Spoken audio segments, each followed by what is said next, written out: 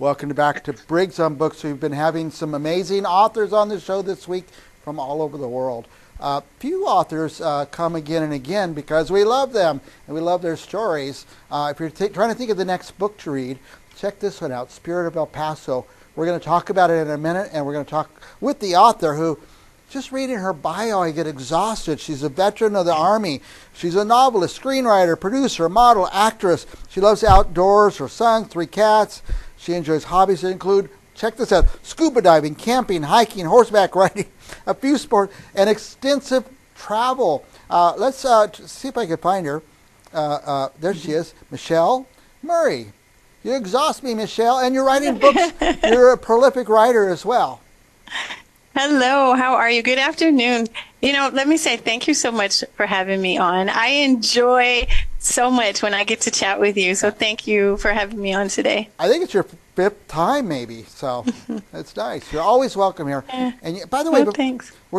First book I'm going to ask you about is The Spirit of El Paso. Before we get to that, I want to ask you about this. There's a little logo here, and let's see how I get to that. The logo, something Murray Schools?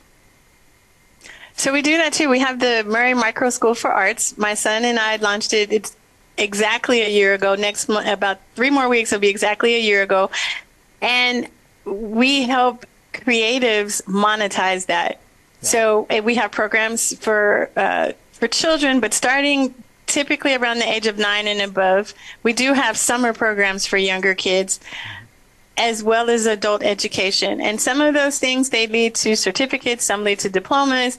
If they get in one of my writing programs, if they do our Authors Academy, we have one for children as well.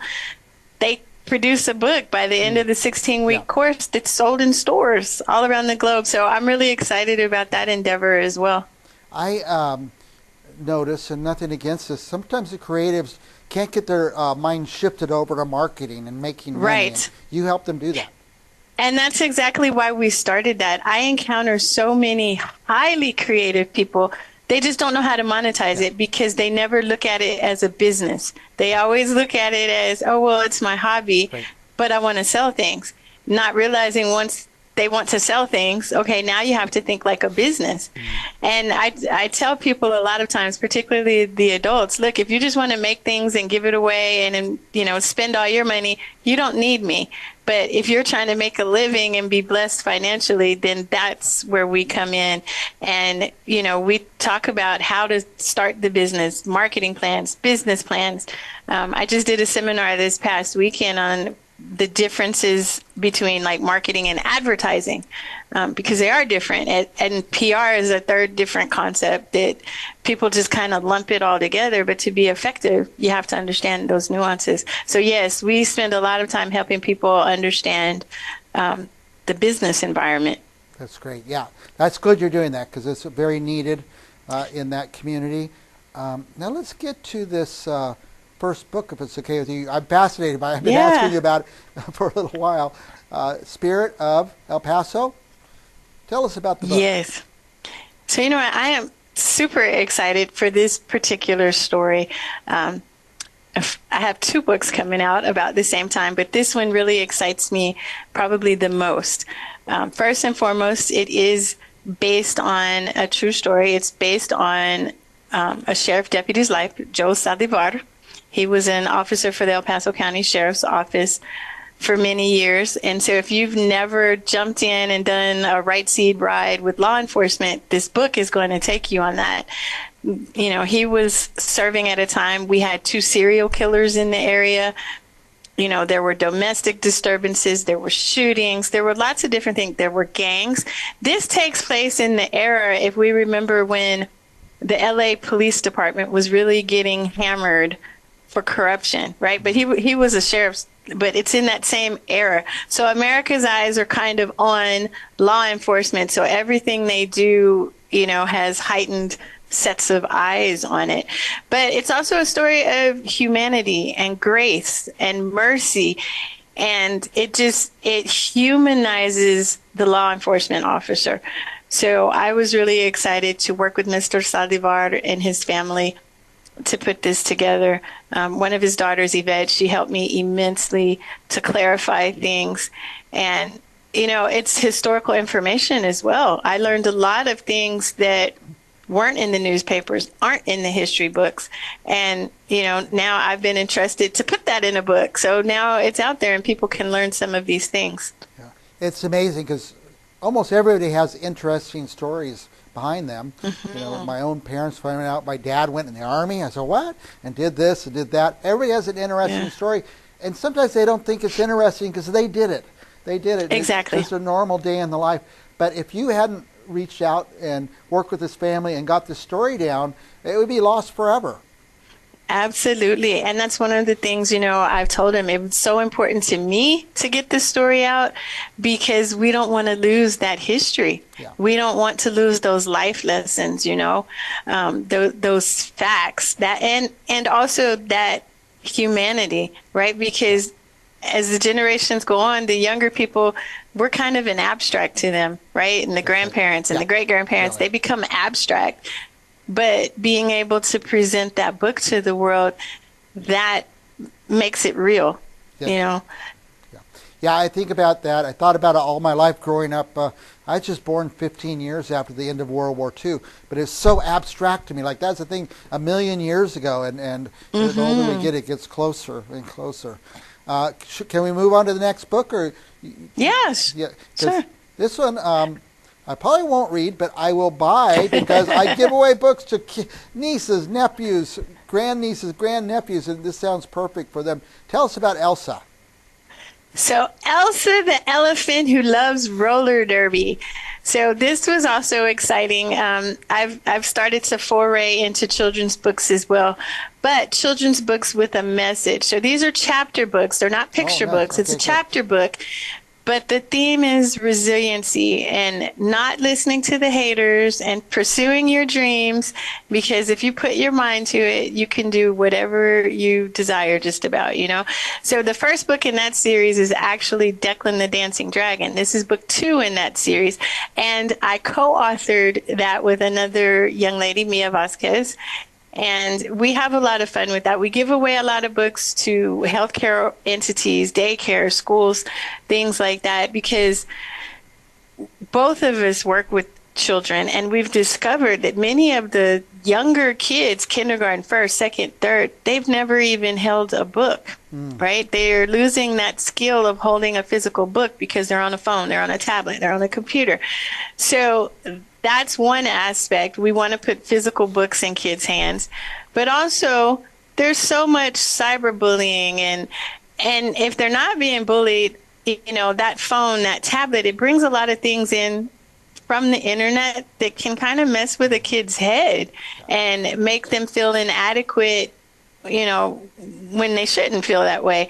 So we have these characters, and so Elsa, who loves roller derby, is one, and her theme song is kind of what others think of me. That's none of my business, because I'm head and eyes straight forward and I'm pursuing my dreams.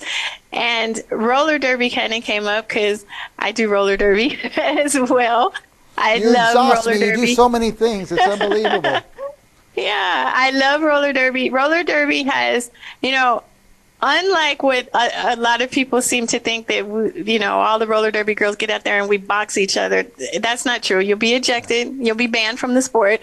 But there's a lot of camaraderie. There's a lot of self-esteem building and boosting with roller derby, right? There's you do roller derby and you've met friends for life. You've met your new family.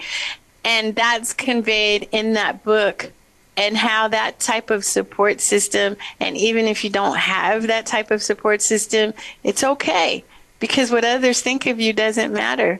You're great on your own, And so that's Elsa's thing, is conveying that message to the younger kiddos. What ages is this book for? So I would tell you, starting in about 2nd to 3rd grade is, that's where they get into the chapter books, through about 6th or 7th. Wow. But I will add, we do have adults who read the 2 books in that series, and they love the messaging of it. Do we. Yeah, I read every book my kids ever read. Probably 100 times. Yes.